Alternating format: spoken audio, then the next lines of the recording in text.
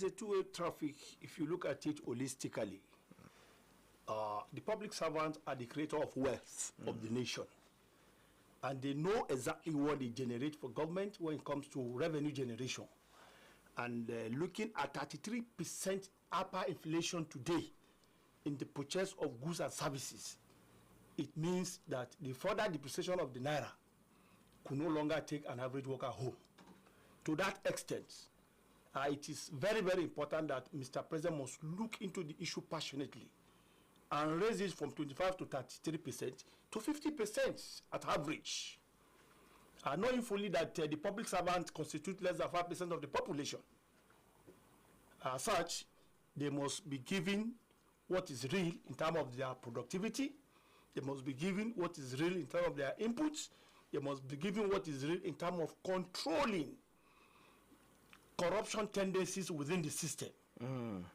Because if your wages or salary is not enough to take you home, as it were, to meet the yearning and aspiration of your responsibility to the family, it means that you have to look for other means, whether legal or illegal, to want to make up to be at average. So in order to deal with the issue of corruption within the public service, they must be given living wages that really make them to be alive to their responsibility and patriotic enough to serve the nation the way it should be. Okay, thank you so much. The Nigerian Labour Congress is also part of the tripartite committee set up by the federal government to look into the national minimum wage. And while that discussion is ongoing, the federal government came with this pronouncement. And even as the discussion is ongoing, the NLC is also coming with its own demand outside of the table of negotiations by the tripartite committee. Do you think this is right, the step taken by the NLC to keep mounting pressure on the committee that it is also a part of, to keep mounting pressure on the government that is already making a move to address an issue? I have issue with this NLC president, Ajaero, as a person. And I can state categorically, since he came on board, his interests as a partisan labor leader has not been hidden in the eyes of the public. And all his actions are tailored towards everything possible, using the labor platform to make sure that this government is brought to its knees. I'm saying it because I have the facts at my disposal. You are aware of his role in Labour Party and involvement of labor unions in Labour Party activities. And you are aware of what he did in Imo State that led to near to his being killed in Imo by security agencies under the governor there. So Ajaero should come clean when carrying the passion of the labor movement. Those are two different entities, institutions. You cannot be discussing as a stakeholder in a project and still going behind to be making demands that were not tabled in the center of discussion. That is treachery. And that is why the federal government was able to ambush them before they finish their own plans to come up with the issue of 33-25%. It is an ambush. So the more smarter you are, the better you are.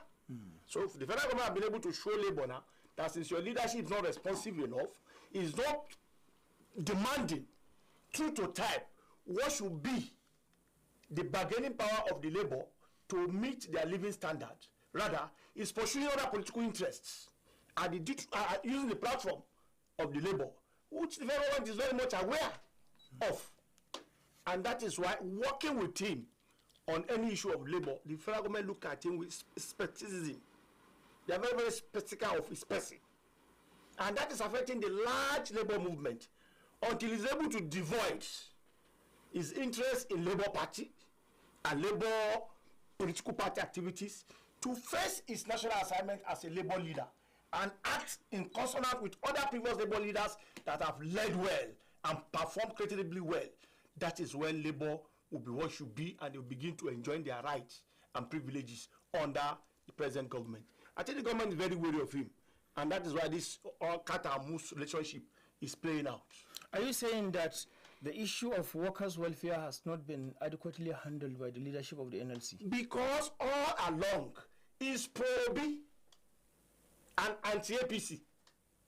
So looking at it from that perspective, and the man you are going to demand something from, that all the acts is an APC person. So you want something from me, and yet you are anti-me. Then I have to be very wary on the way I deal with you. But one can say the Labour Party belongs to the NLC, and hence Ajero has no choice than to align with the Labour Party. What happens to previous 3 Labour leaders before him?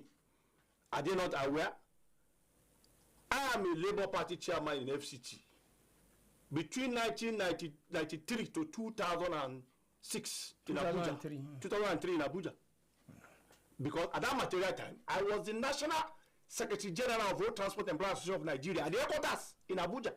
So virtually all the unions are members of Labour Party, but not partisan as it is by the leadership.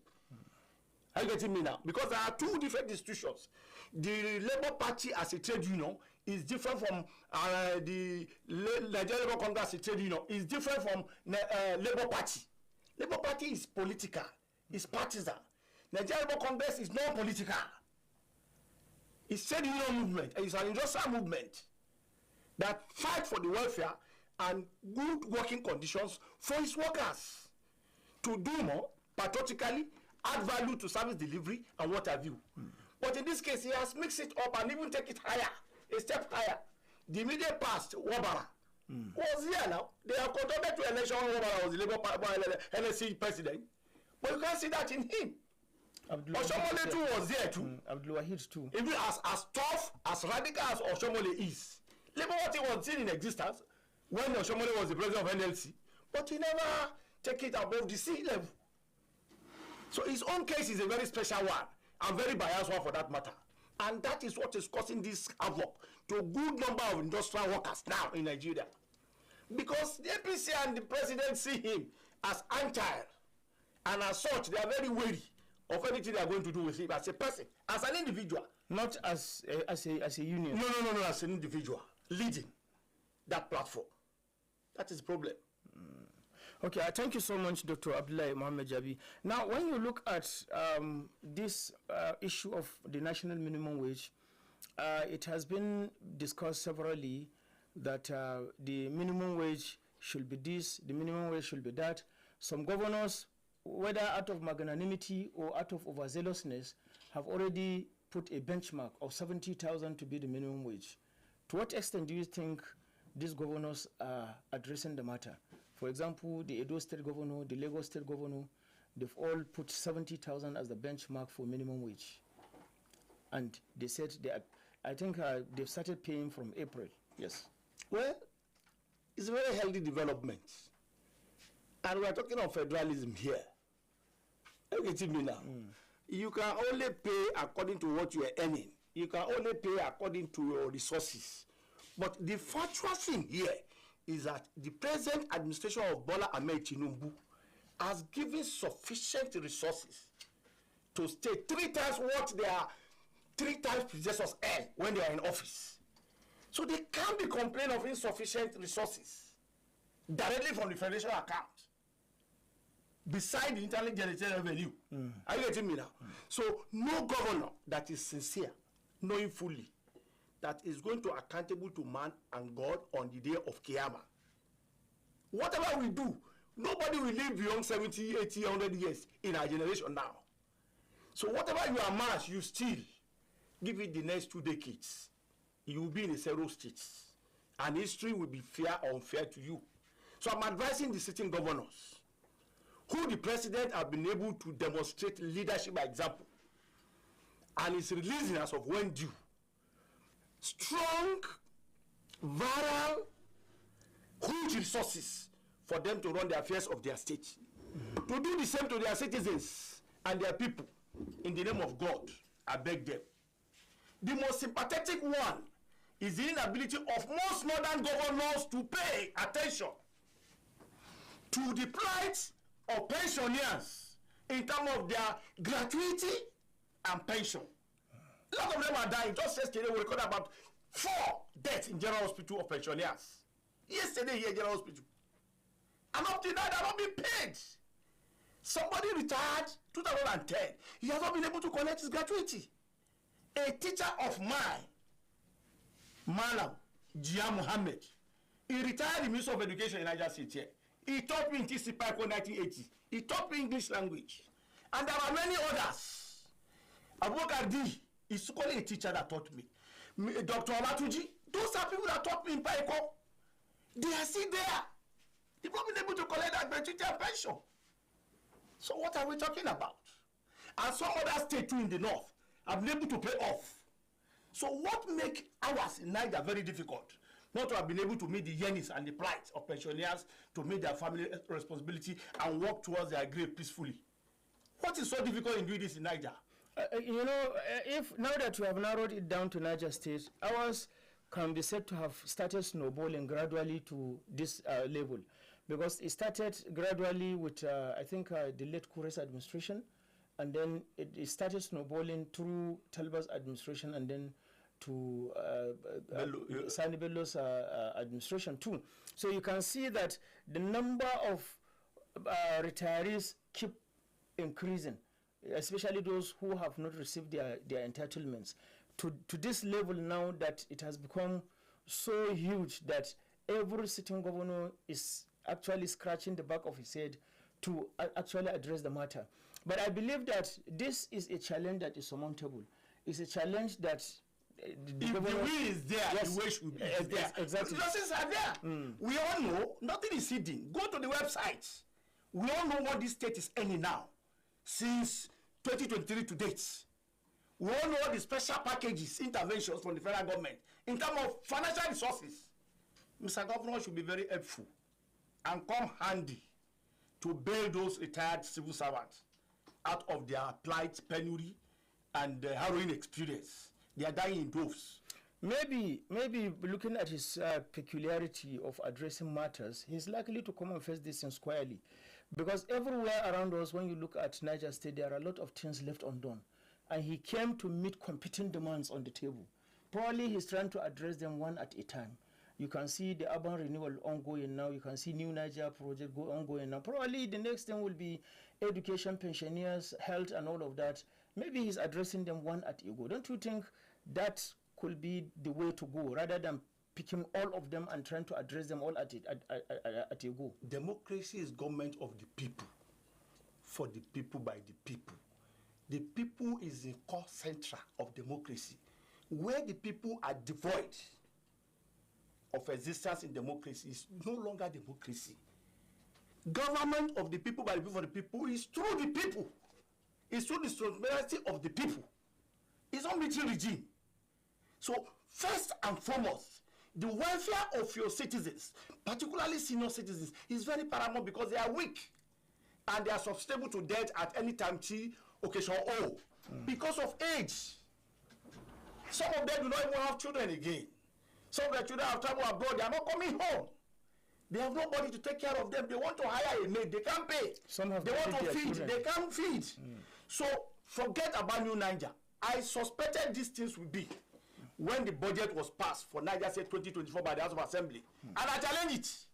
I wrote to the Speakers of Assembly that this budget is skewed towards capital budget of 70% and 30% for recurrent expenditure. That unforeseen circumstances and social problems will arise in between the period. Where is he going to get the money to cater for it when they occur? You saw the killing in Madaka. You saw the displacement of people as a result of in Alawa. What are they doing to resettle them? What are they doing to compensate them? What are they doing to rehabilitate them? 30% recurrent expenditure. It's not the issue. The budget will have been at worst 55-45. Because you must look at the human elements that add value to production, that add value to wealth creation. That is what budget should be, and that's what governance should be about. If you build all the road for Niger State for everybody, how many of them have the wealth to buy car, new car now on that road? How many traffic do we have? All the vehicular movement in Niger State. How many? This is the issue now. Same boys of these retirees will be destroying the same road you've built, because they will tell you contributed to their father early death, you refuse to pay his gratuity and pension, even for him to enjoy it, even if it's for 2 hours before going to the grave. So Mr. Governor should find a way. The resources are there, that it means where? Those things are in public domain. Now that you appear to be piling pressure on Mr. Governor, where is the NLC Niger State in this setup? NLC, I was with the NLC chairman, Comrade, the digital chairman, Comrade Idris Lafini. We are on the same page. Because civil society are integral part of NLC. And we are part of the SEC. This issue is boiling there. And that's why the civil society were integrated into these affairs. Because they only have limitations. But in our case, there were no limitation because we are not on payroll of the state government. So we can advocate better using different medium to make sure that the intention of Niger State NLC vis-a-vis the welfare of their workers and retirees is achieved. That's why I'm ventilating here. I'm not doing it in isolation. So NLC is everything, including 7.5% that has been hanging. There is a lot of arrangements on the floor that this government has consummated with NLC. But we want to see the implementation as quickly as possible. But paramount to me is the plight of pensioners. If you go to former United and see them sitting, you think they are refugees in their father's land. This is eyesore. It's displacing. It's displeasing. Our parents too, they are retired. So some are late, but then we need to do the needful. And these are states where the rich ones among us do not look at those areas to assist the government in terms of intervention or what you call welfare for the aged. Somebody should raise a scheme, an NGO, that will look into the scat for those elderly people that are sick. They can even bypass them in the hospital. Okay, thank you so much, Dr. Abdullahi Mohammed Jabi. Listeners, you can join us on this discussion through the number 09038808883. You can equally visit our Facebook page on Prestigefm to send in your text message. We are discussing the issue of minimum wage and the effort being made by the federal government to address the matter. Of course, you had the pronouncement of Mr. President of the 25% and 35% of allocation to the workers. And he also enjoined sitting governors to reciprocate the same gesture so that workers' welfare should appear to be one of the cardinal focus of the government. And of course, you can simply make your call to actually make your contribution. We have the first caller. Hello, good morning. Hello, good morning, Professor Dantala. Good morning this morning. Morning, how are you? I see the main Prince Alhaji Abdulhadi photo calling for good people of Guamutan and Boso. You see the problem in the minimum wage and the 25%, the 5% the president is saying about. You see the problem of this country today, how much a bag of rice. Well, this is the time. Nigeria is one of the patient countries in Africa entirely. We will not take that advantage. The government, they are leader, they should have the fear of God in their heart. Where am you buying a food of rice 2,000 or 3,000, and they are there with a free of their stock. We are being rolled by free of food items, and the masses are crying and dying. What are you talking about? It's the time they have to wake up from their slumber, because no have any country more than this country. We are all one Nigeria. We must tell ourselves the truth. We should raise the salary, the civil service salary to 200,000, because the economy now is not at all. What are you talking about? Do you have any country more than this country? Even if common in Niger, they have enjoy more than Nigeria. What are you talking about? Thank you very much. That's my thought. Other people contribute. Okay, thank you so much, Abdulhadi Photos, for your contribution. And you can simply make your call or you send in your text message. Hello, good morning. Dr. Dantala, good morning. Morning. Dr. Jabi, I salute your courage. Aluta continues. My name is Ambassador Gebu, the Challenger. I'm calling you from Tudunfula, Mississippi. Implementation of minimum wage is a very welcome development, Dr. Jabi. If 26 governors cannot pay 30,000 naira old minimum wage, if this minimum wage is upgraded, will they be able to pay, Dr. Jabi? In Niger State, are we paying 30,000 naira minimum wage? Secondly, look at the issue of retirees and pensioners. They are dying. Some of them are sick. Why some of them, their sons and daughters at home, they cannot go back to school because there is no money. Some of them, they are at home presently. now, they cannot afford 2 square meters per day. The issue of 7.5 is there. The issue of wage allowance, he just paid once and he has not paid again.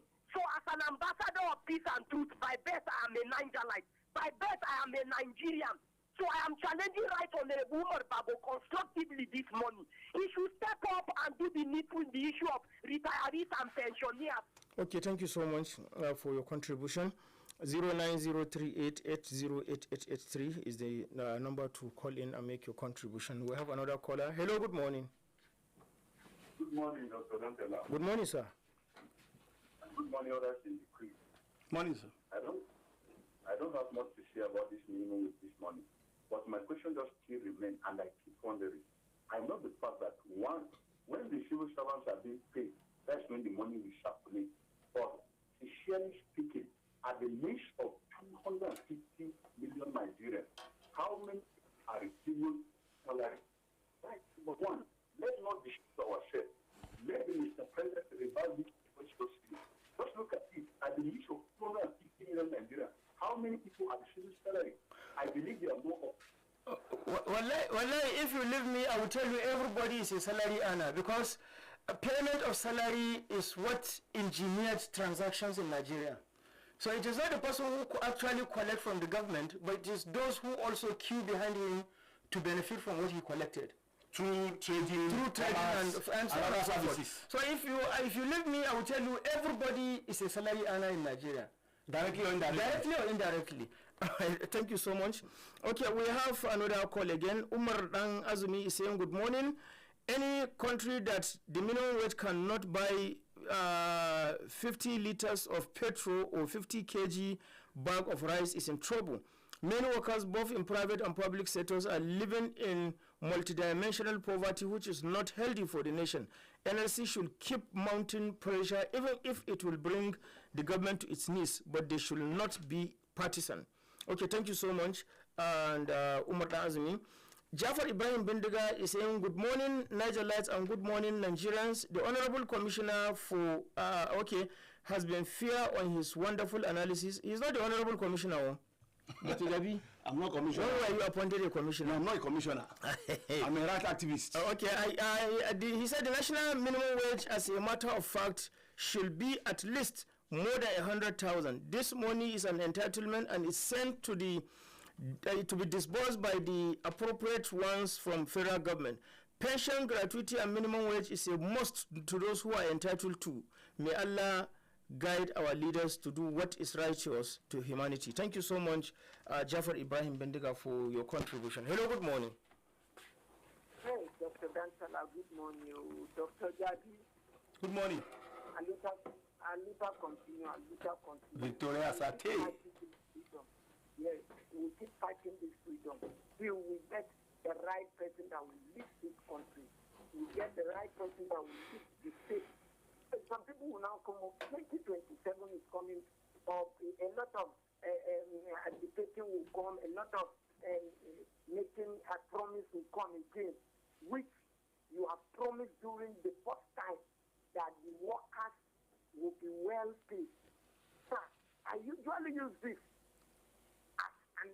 as what do I say? Excuse. So not excuse. I went to Niger, like I do say. Do you know how much a laborer, a skilled worker in Niger is? From back to Nigeria money is 350,000. Come back to Nigeria money, a skilled worker. Unskilled worker. Go back to Egypt. You know how much the minimum wage that Egypt pay? Egypt pay $226. But Obasanjo, what is the cost of living in Egypt and what is the cost of living in Nigeria? These are things that you should also consider. If in Egypt the minimum wage is 250,000, how much do you buy a bottle of Coca-Cola in Egypt? And how much do you buy in Nigeria? How much do you buy a bottled water in Egypt? And how much do you buy a bottled water in Nigeria? These are things that you should also consider. How much does a liter of petrol cost in Egypt? And how much does a liter of petrol cost in Nigeria? Okay, fine, sir. With the analysis that you have been making, how much the cost of a Coke, a mineral, a bottle mineral in Nigeria, how much is your minimum wage as you are talking as a media over there that you usually come up and be enlightening to Niger like telling Nigerians what to do? How much the bottle of Coke? 300. Maximum 300 naira. 300 naira today. Then how much is your minimum wage? Okay, 350. And then the minimum wage is 30,000. But will you get a similar bottle of Coke in Egypt at 300 naira or 350 naira? Sir, we should be advocating of good governance. How I wish when you visited Nigeria you were able to buy a bottle of Coke. That we would have been able to make comparison. Although my line is when I am not happy with the line. Why? Because it's fluctuating. Okay, were you able to buy a bottle of Coke in Niger? How much does it cost? Or a bottle of water in Niger? How much does it cost? Then we make comparison with the cost of these items in Nigeria. In Niger, I buy a bottle of Coke in Niger, 600 naira. No, in their sefa, not in naira. How many sefa? In Sefa, we bought it around I gave 1,000 Sefa. They gave me about, I forgot why, because I was to write them out. Why? Because I want to give this analysis. Okay, 1,000 Sefa. One sefa now is about 370 naira, I think, or thereabout. One sefa is about 370 naira. Now, if you give out 1,000 sefa and they give you a change, anyway, I thank you so much, Obasanjo from Amale. But I think for any time you want to make this kind of comparison, it should be holistic. I mean, so that when you are making a comparison, you should also be making comparison vis-a-vis with the cost of living. And that way you will be able to know whether our own take-home package is actually a take-home package when compared to some other countries.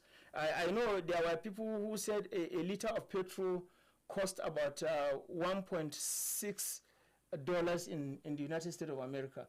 And of course, $1.6, that is about almost 1,000 plus.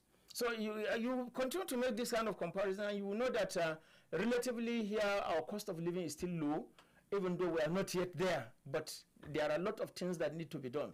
But you will also appreciate where you are coming from, and that way you will be able to do political. And all they do is to act dramas. Don't they have labels in other countries? And why is our own so different? People should just stop this expensive joke. Thank you so much, Sir MMS Musa Shaban. Yahya is saying good morning. I want to know the actual minimum wage we enjoy in Niger State. 30,000 everywhere in Nigeria. Thank you so much. We have another colleague. Hello, good morning. Hello, good morning. Morning, sir. My name is Yahya. I'm calling from Pakistan. Okay, go ahead. So that's a lie. You are talking about the minimum wage now. And this is about, we are talking about, the governor is talking about 7,000. Some governors. Not Niger State governors. Some governors, like the Edo and Lagos State. All right. But now, person will have like 2 wives with 4 children or 5 children above. How many rice are we going to buy to occupy him to get him to up the month? If you only like that, you will just buy and put for 4,000. And you buy something, my gen and other things. Sometimes you will try, sometimes the baby they will sick, the wife will sick, chocolate of skin. You will go to office, you will not get to the office. So there is some kind of thing that the government is supposed to check before conclusion. Even though they say they should give person 100,000 now, as we are living now, that 100,000 will not be enough for them. No matter how. Please, they should check some things before they should conclude. And apart of our leaders, the people who are please, our government should try and look at them, please. Okay, thank you so much. Thank you so much for your contribution this morning. We continue to pick your calls. 09038808883 is the number to call in. Okay, Dr. Jabi, let me pick this call and then we'll come back and continue with our discussion. Hello, good morning. Hello. Hello, good morning, sir. Morning. Dr. Jabi, good morning, sir. Good morning, my brother. You're highly welcome to the studio. This MD was from Babu. Okay, go ahead, MD. Dr. Jabi, I must commend you always for a wonderful work. Likewise, Dr. Dentala, I must commend you always. Thank you. I wouldn't say so, Dr. Dentala. Serious issue in terms of this national minimum wage in Nigeria, in our country. My worry is that, or my complaint is that, even if federal government is concluding the NLC that they should pay 200,000, I'm citing an example. I don't think there are a lot of governors, especially the northern governors, I don't think most of them can be able to pay those money. That is my worry, you understand? Because if the federal government might, you understand, pay 200 or, for example, above that, all these governors, you understand, mostly northern governors, they will not pay. I'm just recalling on, you understand, the previous minimum wage, that most of the governors pay 30,000 naira.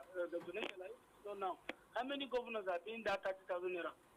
So it's a issue, you understand, in this country. Anytime this issue of minimum wage is coming in this country, you can see a lot of governors, you understand, most of them want to have that will, you understand, to pay that. Most of them doesn't want to pay that as a national minimum wage, just because of what they receive on a monthly. Most of the states used to wait for the FAC allocation before paying salary and other things. So most of them will be looking at if they have to pay the new minimum wage, you understand, how much is going to remain in their coffers that they'll be able to do some work, you understand, in their state. So that is my worry, Dr. Nchala. I'll continue to see us through. Amen. Okay, thank you so much, MD Awal. Okay, Dr. Jabi, you've had area of opinions. Yes. Been ventilated by the callers as well as those who send in their text messages. And in all of these, quite a number of people appear to be disheartened about the issue of this minimum wage. In your views, looking at the inflation rate and all of that, is the government right to set up this tripartite committee? It's a constitutional requirement. Okay. It's not a matter of right or wrong. It is a thing that must be done. It's in the constitution. But what the president should do more is that he should appeal to members of the National Assembly to legislate.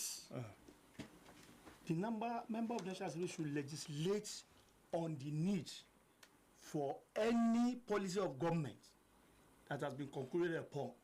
It must be compelled for states to carry it out. Because if it's in a situation where the federal government is not giving them enough resources, you can't compel them to pay. Are you getting me now? You can't compel them to pay. But now they are any more, 3 times more than the previous administration. I'm talking of 1999 to 2007, to 2011, to 2015. So they have no excuse under the surface of the earth not to pay. If not for the issue of corruption, if not for the issue of selfishness, if not for the issue of self-aggrandizement of their personal interests, they are in better position to pay this money. This is public money. This is people's money. This is people's resources. This is citizens' resources. It's our collective wealth given to us by the Creator, Allah subhanahu wa ta'ala. And people who are given opportunity to administer must administer well. Leaders must lead well, like Jerry Ghana used to say during the advocacy campaign on MAMSA. If you're a leader, you lead well. If you're a messenger, you messenger well. Exactly. Leaders should lead well. Give to Caesar what belongs to Caesar, and give to God what belongs to God, and give to man what belongs to man. We should forget this issue of amassing wealth. Where are we taking it to? If anybody died as a result of your inability to give him what is due to him, God will ask you on the day of Qiyamah. Exactly. God will ask you. At that level, you have no excuse to beg. The money will not be useful to you and your family. Because you had the opportunity. Pay the money to people that deserve their money. Pay them their money. Exactly. There's no two way about it. Okay, we have their money. We have another call again. Hello, good morning. Hello, good morning, Dr. Tila. Morning, sir. Good morning, Dr. Abdullah. Morning, sir. I think the whole actions of this minimum wage, I think the federal government are not sincere because that our institutions are weak, our institutions are relevant in this country. Once this is a national issue and you say this is subjected to review every, is it 5 days or whatever, I don't know this you're talking about the minimum wage, then you should ought to be ready that yes, there should be strong institution that once it is, why would the president be announcing how many percent when the negotiation is still on? So, and that's what prompts even the labor himself to say they want to so this thing. That should tell you that the own menace of the whole thing. Once the president increment or governor's money want to be increased, who do they talk to or who they eat? You just see the increase. And the luxurious life they are living, I even believe, I pray that they should even give Mr. Governor 5 million for him to live monthly and see let him how will he survive with that. Maybe let him not steal government, let him survive with 5 million naira every month and see. So what are we talking about? Right now, even the governor of Niger State, I think he bought, what do they call it, Lexus Spotlight to every member, National Assembly and senators is with the taxpayers' money, which even the federal government has already provided for federal lawmakers. Why is the state governor giving them such kind of vehicles? So this is to tell you that there is a misplacement of priority and they don't have the interest of the masses of this country and the masses of the state. So I think it is high time we elect those who will have the sympathy of the common man of this country. Thank you very much. Okay, thank you so much, Ibrahim Adamsule, for your contribution.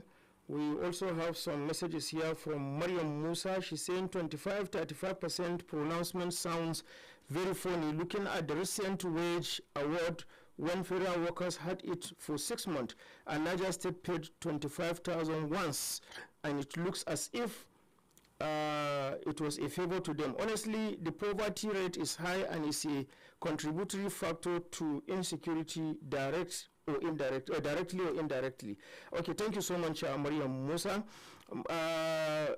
Another message again from Sani Baban Sani. Sani is saying, good morning to you all in the studio. I wish you all the best. May God help you. Okay, thank you so much, Sani Baban Sani, for your contribution. We have another caller. Okay, we've missed this one. 09038808883 is the number to call in. Hello, good. Okay, we've missed this one too. We just hope the network gets better so that more and more people can make their calls. Hello, good morning. Hello, good morning, Dr. Dantala. Morning, sir. This is Abdullah Galadin Africa. Oh, okay, go ahead, sir. This reminds me during the Obasanjo regime, where we said Nigeria Jaga Jaga. This is the kind of government we have today in Nigeria. So I want Nigerians to have patience and buy the Jaga Jaga uniforms and continue to bear whatever situation we are. God will see us through. Thank you. So thank you so much. We just hope that the country will not be Jaga Jaga as Idris Abdul Karim advocated. We continue to appreciate the country. We continue to be proud of Nigeria. We have no any other country than Nigeria. Buhari has said it in 1984. You have no any other country in Nigeria, and we should stay and salvage it together. So together we shall salvage Nigeria, and we are making our own contribution in salvaging Nigeria and Nigerians as well. So I believe, yes, exactly. Everybody should have that sense of belonging to Nigeria. You don't have any other country than Nigeria. Wherever you go, you are a foreigner. Whatever qualification you have, you still remain a foreigner. Whatever money you have, if you go to another man's country, you remain a foreigner, and that is the status that you will enjoy till the day you come back to your country. And you wouldn't know that you are being revered, you are being valued as a Nigerian in your country until you visit another country, when you are treated as a second-class citizen. As a slave. As a slave, yes, of course. Okay, we have another caller again. Hello, good morning. Hello, Dr. Dantala, good morning. Morning, sir. Dr. Jabi, My brother, you are safe. thank you very much. You will continue to be rewarded. Amen. Dr. Dantala, I'm so much happy with your presentation. God bless the two of you. Amen. Thank you, sir. If we can be able to do it like this, I think we can move forward, we can develop, we can progress. But unfortunately, everybody is afraid of what he's going to lose or losing his life.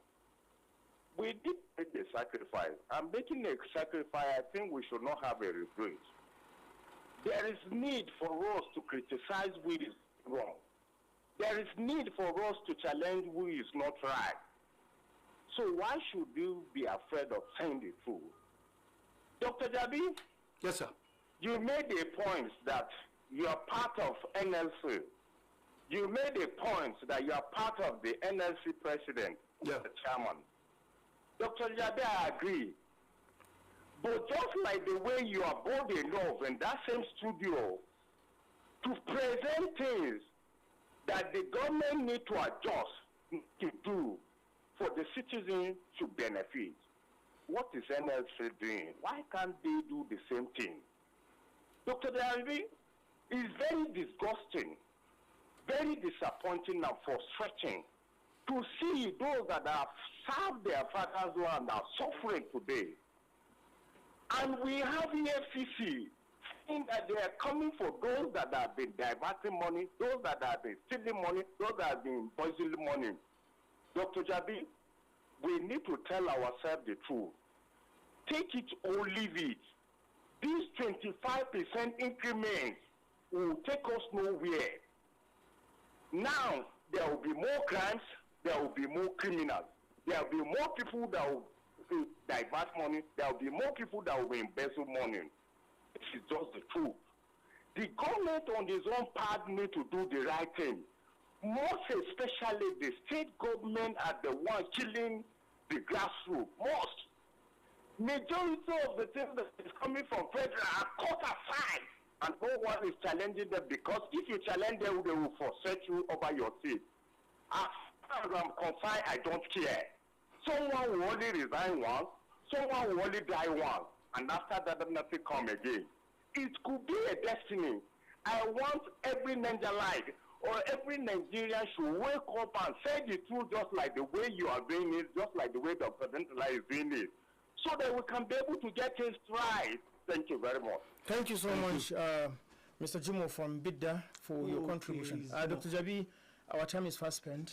What is your call, final call, briefly? I want to thank Dr. Jimo from Bidda, and we're inviting him to join us at the CD level. CD is Campaign for Democracy, Human Rights Advocacy, Civil Society, so that the more voice we have, the more we'll be able to salvage our challenges as human.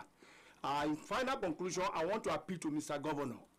He's a very vibrant governor with future. If he's able to deliver the goods this time around, like he's doing with all tenacity, he should be able to look for higher office. I will be there to support him. We'll be there to support him. But most importantly, just as we did in the 2023 election, yes. Most importantly, he should be very, very wary of the plight of pensioners and retirees. Please pay them their money. There should be no hesitation, no delayment. Get their money paid to them so that they can live a very peaceful life and rest very, very well. Thank you very much, audience. Thank you so much, Dr. Abdullah Mohammed Jabi. And this is where we have to draw the curtain of the program. Our time is fast spent. On behalf of Ahmed Issa Sakbi, who has been the DC on duty, Sipinja brought us live on our Facebook page. And on behalf of all of this, my name is Mohammed Dantala Aliu, and I'm hoping that you continue to remain good citizens of Nigeria. Thank you so much, and bye-bye.